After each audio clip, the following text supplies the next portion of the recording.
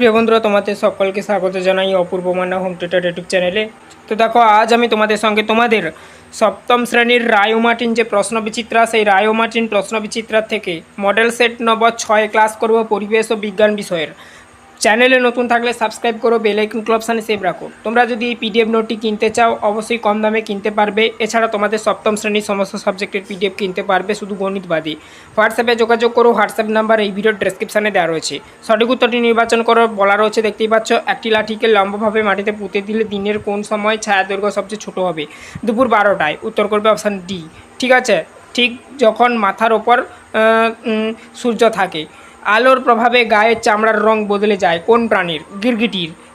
ঠিক আছে, অ্যানালিসিস বা গিরগিটি জাতীয় প্রাণী আর কি। আলোক রশ্মি দর্পণের এক্স ডিগ্রি কোণে আপতিত হলে আপতন কোণ এবং প্রতিফলন কোণের সমষ্টি হবে। এখানে দেখো উত্তর করবে 2, অপশান ডি, অর্থাৎ 19 ডিগ্রি মাইনাস এক্স ডিগ্রি, এটাই হবে। ব্যাখ্যাটা দেখে নাও। দেখো, দর্পণের সঙ্গে কোণ এক্স ডিগ্রি হলে আপতন কোণ হবে 90 ডিগ্রি মাইনাস এক্স ডিগ্রি। আমরা জানি আপতন কোণ ও প্রতিফলন কোণ সমান, তাই সমষ্টি হবে এইটা। তারপর দেখো নেক্সট, চৌম্বক দৈর্ঘ্য এম হলে এবং জ্যামিতিক দৈর্ঘ্য এন হলে কোনটি সঠিক? চৌম্বক দৈর্ঘ্য সমান জ্যামিতিক দৈর্ঘ্য গুণিতক 0.86 প্রায়, অর্থাৎ এম সমান এন গুণিতক 86%। এম সমান এন গুণিতক 86%। এটিএম কার্ড কোন চুম্বক থাকে? চুম্বক শলাকা। এটি আসলে একটি পাতলা চুম্বকীয় স্ট্রিপ বা ম্যাগনেটিক স্ট্রিপ। তড়িতের একটি উৎস হলো নির্জল কোষ। তারপর দেখো, এলইডি এর মধ্যে তড়িৎ প্রবাহিত হলে আলো উৎপন্ন হয়। উত্তর করবে।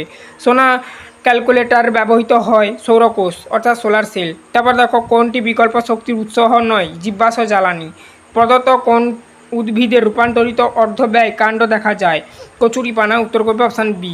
তারপর দেখো 11 দাগের প্রশ্নটা, পলাশ ফুলের পরাগযোগ ঘটায়? উত্তর করবে পাখি। বন্ধ নর্দমা বা সেপটিক ট্যাঙ্কে যে বিষাক্ত গ্যাস উৎপন্ন হয় তা হলো হাইড্রোজেন গ্যাস, H2S এবং মিথেন। এখানে অপশান অনুযায়ী হাইড্রোজেন সালফাইড করবে। কোনটি সত্য অথবা কোনটি মিথ্যা লিখতে বলেছে? বিক্ষিপ্ত প্রতিফলনের ক্ষেত্রে আলোকরশ্মি প্রতিফলনের সূত্র মেনে চলে না। এটা করবে উত্তর মিথ্যা। কেন না, মনে রাখবে, প্রতিফলন নিয়মিত হোক বা বিক্ষিপ্ত, উভয় ক্ষেত্রেই আলোকরশ্মি প্রতিফলনের সূত্র মেনে চলে। শুধু বিক্ষিপ্ত প্রতিফলনের ক্ষেত্রে তল অমসৃণ হওয়ায় প্রতিফলিত রশ্মিগুলি সমান্তরাল থাকে না। আবেশের পূর্বে আকর্ষণ হয়, এটা করবে মিথ্যা। সঠিক হবে যেটা আবেশের আগে হয় তারপর আকর্ষণ হয়, মানে আবেশটা আগে হয় আর কি। জোয়ার ভাটার শক্তি হলো অচিরাচরিত শক্তি, এটা করবে সত্য। শূন্যস্থান পূরণ করো। ছায়ার মাঝখানে গাঢ় অন্ধকার অঞ্চলকে প্রচ্ছায়া বলে। তারপর দেখো, এখানে দেখো যেটা যেটা শূন্যস্থানে হবে আমি মোটা করে কালো অক্ষরে লিখে দিয়েছি। লাউডস্পিকার তৈরি করতে স্থায়ী চুম্বক বা শক্তিশালী চুম্বক ব্যবহার করা হয়, তাহলে স্থায়ী চুম্বকটা শূন্যস্থানে লিখবে। 3 দাগে দেখো, অঙ্কুরোদ্গমের সময় ভ্রূণমূলের সাহায্যে খাদ্য ডাইজেস্ট করার প্রক্রিয়াটি ঘটে। তাহলে এখানে প্রশ্নটি সাধারণত অস্পষ্ট রয়েছে তোমাদের বইতে, এটা করবে বীজপত্র বা শস্য। ঠিক আছে, তারপরে দেখো নেক্সট। তারপর দেখো বলা রয়েছে নিচের প্রশ্নগুলি সংক্ষিপ্ত তথা জৈব গ্যাসের মূল উপাদান কি? মিথেন CH4 করবে, যেটা সংকেত। একটি কঠিন জীবাশ্ম জ্বালানির নাম লিখতে বলেছে। কয়লা করবে। এক্স রে এবং এক্সরক্স মেশিনের কোন শক্তি ব্যবহৃত হয়? তড়িৎ শক্তি করবে। লাইকেন কি? ছত্রাক এবং শৈবালের একটি মিথজীবী সহবাসস্থানকে লাইকেন বলে। এখানে শৈবাল খাদ্য তৈরি করে এবং ছত্রাক জল ও খনিজ লবণ সরবরাহ করে। বাম স্তম্ভ ডান স্তম্ভ মিলনটা দেখে নাও। ডায়নামো, তার সাথে তড়িৎ উৎস করবে। সিলিকন, তার সাথে অর্ধপরিবাহী পদার্থ করবে। কাঠ, তার সাথে তড়িৎ কুপরিবাহী পদার্থ করবে। আর হচ্ছে নির্জল কোষ, টর্চ লাইট করবে। তারপর দেখো নেক্সট বলা রয়েছে এখানে আবার 5-এর 2-এতে বলা হচ্ছে বাম স্তম্ভ ডান স্তম্ভ মিলাতে বলেছে। ওয়াশিং মেশিন বিদ্যুৎ শক্তি করবে। তরল জীবাশ্ম জ্বালানি পেট্রোল করবে। বায়ুকল, বায়ু শক্তি থেকে মানে বিদ্যুৎ শক্তি উৎপন্ন হয়। প্রাণী জীবাশ্ম, এটা করবে খনিজ তেলের উৎস। নিচের প্রশ্নগুলির উত্তর দিতে বলেছে। চিত্রের সাহায্যে আলোর প্রতিসরণের ব্যাখ্যা দাও। লঘু মাধ্যম থেকে ঘন মাধ্যমে আর কি। অসৎ বিম্ব তৈরি হয় আলোর কোন ধর্মের জন্য? দেখো, যখন আলোক রশ্মি লঘু মাধ্যম অর্থাৎ যেমন বাতাস ধরতে পারো, এর থেকে ঘন মাধ্যম যেমন কাঁচ বা জল ধরতে পারো প্রবেশ করে, তখন রশ্মি দুই মাধ্যমে বিভেদ তল আপতিত হওয়ার পর অবিলম্বের দিকে সরে যায়। এক্ষেত্রে পতন কোণ I, প্রতিসরণ কোণ R, ঠিক আছে, অপেক্ষা বড় হয়। এই জন্য দেখো মানে এখানে লেস দ্যান আর কি অসৎ বিম্ব কাকে বলে বলেছিল, এখানে উত্তরটা অসৎ বিম্ব তৈরি হয় আলোর প্রতিফলন বা প্রতিসরণ, যেমন সমতল দর্পণের প্রতিফলন বা লেন্সের প্রতিসরণ ধর্মের জন্য। অথবা প্রশ্ন দেখো, জলের মাধ্যমে লাঠি ডোবালে বাঁকা বলে মনে হয় কেন? পার্শ্বীয় পরিবর্তনের কারণ লেখো। আলোর প্রতিসরণের জন্য জলের ভেতরে থাকা লাঠির অংশ থেকে আসা আলোক রশ্মি ঘন মাধ্যম জল থেকে লঘু মাধ্যম বাতাস যাওয়ার সময় অবিলম্ব থেকে দূরে সরে যায়। আমাদের চোখ সেই রশ্মিগুলো সোজা পথ দেখে, ফলে লাঠির নিম্নজিত অংশটি তার প্রকৃত অবস্থানের চেয়ে কিছুটা উপরে এবং বাঁকা বলে মনে হয়। পার্শ্বীয় পরিবর্তনের কারণ, সমতল দর্পণে যখন কোনো বস্তুর প্রতিবিম্ব তৈরি হয় তখন আলোর প্রতিফলন নিয়ম অনুযায়ী বস্তু প্রতিবিম্বটি বিন্দু থেকে আগত আলোক রশ্মি দর্পণের প্রতিফলিত হয়ে আমাদের চোখে পৌঁছায়। দর্পণের প্রতিবিম্বটি ঠিক ততটাই পিছনের দিকে উঠতে হয় যতটা সামনের বস্তুটি রাখা থাকে।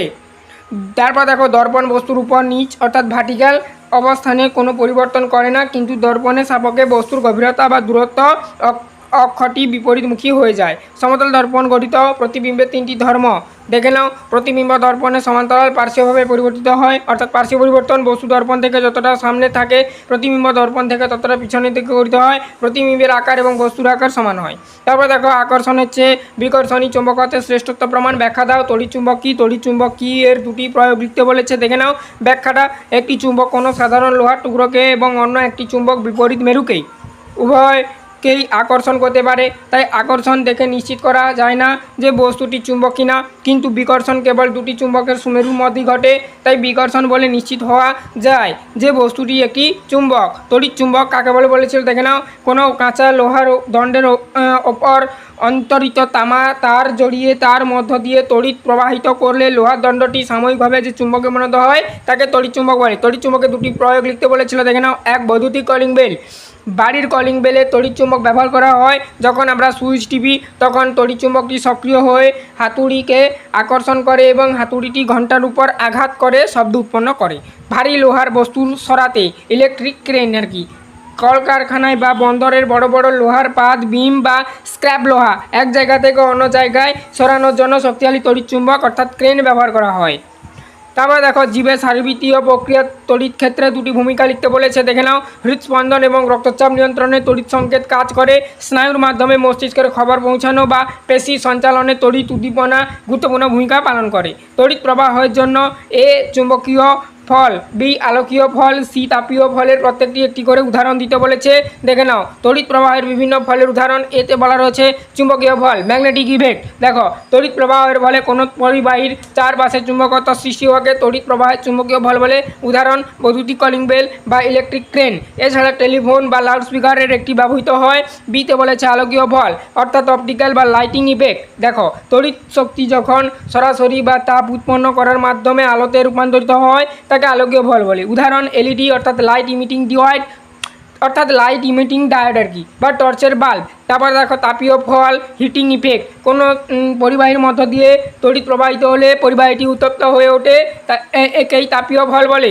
উদাহরণ, ইলেকট্রিক ইস্ত্রি বা বৈদ্যুতিক হিটার। এক্ষেত্রে উচ্চ রোধ বিশিষ্ট নাইক্রোম তার ব্যবহার করা হয়। তারপর দেখো, পরবর্তী প্রশ্ন, দুটি বাল্ব, একটি সুইচ অফ অবস্থায় ও চারটি সেলযুক্ত ব্যাটারি একটি বর্তনী চিত্র অঙ্কন করো। এটা তোমরা খাতাতে করবে বাড়িতে।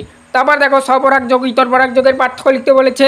স্বপরাগযোগ দেখে নাও, একই ফুলের মধ্যে বা একই গাছে দুটি ফুলের মধ্যে পরাগযোগ ঘটে, বাহকের প্রয়োজন হয় না বললেই চলে। ইতর পরাগযোগ, একই প্রজাতি দুটি ভিন্ন গাছের ফুলের মধ্যে পরাগযোগ ঘটে, বায়ু, জল বা পতঙ্গের মতন বাহকের প্রয়োজন হয়। অথবা দেখো, পার্থক্য লেখো ব্যাপন অভিস্রাবণ। ব্যাপন অভিস্রাবণ ছক করে তোমরা লিখতে পারো, আর এর আগে যে পার্থক্যটা ওটাও তোমরা ছক করে লিখতে পারো। বোঝা গেল? দেখে নাও। প্রথম দেখাও মাধ্যম, কঠিন তরল বা গ্যাসীয় যে কোনো মাধ্যমে ব্যাপন ঘটতে পারে। আর অভিস্রাবণের ক্ষেত্রে লিখবে কেবলমাত্র তরল মাধ্যমে ঘটে, প্রধানত জলীয় মাধ্যম আর কি। অর্ধবেদ্য পর্দা, কোনো পর্দার প্রয়োজন হয় না ব্যাপনে। একটি অর্ধবেদ্য পর্দা অর্থাৎ সেমি প্যারাবল মেম্বার থাকা বাধ্যতামূলক। তারপরে দেখো, অনুচলন, অণুগুলি বেশি ঘনত্বের স্থান থেকে কম ঘনত্বের দিকে চলে। দ্রবকের অণুগুলি কম ঘনত্বের দ্রবণ থেকে বেশি ঘনত্বের দ্রবণের দিকে যায়। উদাহরণ, ঘরে ধূপ জ্বাললে বা গ্লাসের জলে নীল ঢাললে তা চারিদিকে ছড়িয়ে পড়ে, ধূপের গন্ধটা ছড়িয়ে পড়ে। আর জলে যদি নীল বা উজালা ঢালো তাহলে সেটা জলের মধ্যে ছড়িয়ে পড়ে।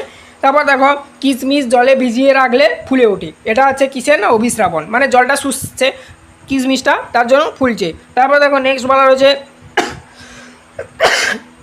ফুলের পরাগরেণু মানব শরীরে প্রবেশ করলে কী কী সমস্যা হয়? পরাগরেণু থেকে মানুষের শরীরে অ্যালার্জি হতে পারে, যা থেকে হাঁচি কাশি শ্বাসকষ্ট বা অ্যাজমা অর্থাৎ হাঁপানি এর মতন সমস্যা দেখা যায়। এই ছিল মডেল সেট 6-এর সমস্ত প্রশ্ন তার উত্তর।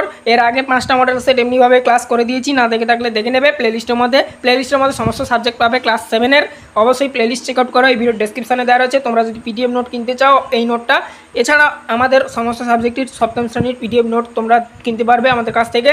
তো যোগাযোগ করো হোয়াটসঅ্যাপে, কম দামে কিনতে পারবো। হোয়াটসঅ্যাপ নাম্বার এই ভিডিও ডেসক্রিপশনে দেওয়া রয়েছে। চ্যানেলে নতুন থাকলে সাবস্ক্রাইব করো, বেল আইকন অপশানে সেভ রাখো। পরবর্তী ক্লাসে আমরা মডেল সেট 7 নিয়ে আলোচনা করবো। টোটাল তোমাদের পরিবেশ বিজ্ঞান বিষয়ের 12টা মডেল সেট রয়েছে এই দ্বিতীয় পর্যায়ক্রমিক পরীক্ষাতে, ঠিক আছে।